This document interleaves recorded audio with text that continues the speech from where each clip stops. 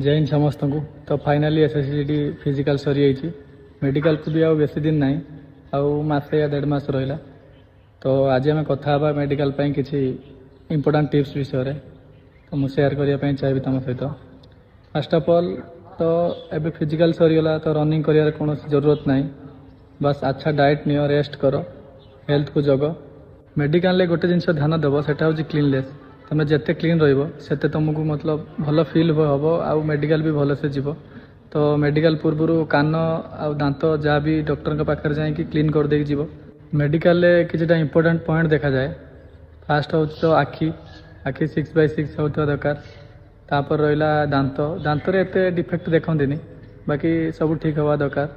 आउ चेस्ट तुम ईसीजी हम तो फास्ट तुम ईसीजी कर देते भल। आउ आखि भी तुम पाखर जो मेडिकल थी जाकि टेस्ट हो आई डॉक्टर पाखे टेस्ट करदेव। आउ तापर रहा पेटर जार द्वारा किसी ऑपरेशन हो वगैरह होता डॉक्यूमेंट नहीं जाए। तापर फ्लैट फुट नक नी सेटा तो जार थी जना पड़ जाऊ, जार न भल कथा।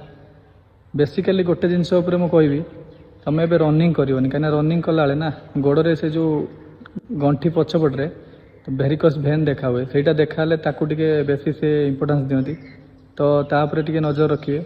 आउ जार भी बीपी वगैरह टे हाई रोचे से मैंने एत टेंशन भी नबनी। पूरा कूल रुह, मेडिकल जाए पूरा आराम से खाओ पिओ, एत टेंशन नहीं, आराम से रुह। भल भल भजन शुण, मतलब स्पिरिचुअल मंदिर में बुलाबुली कर, आराम से रुह।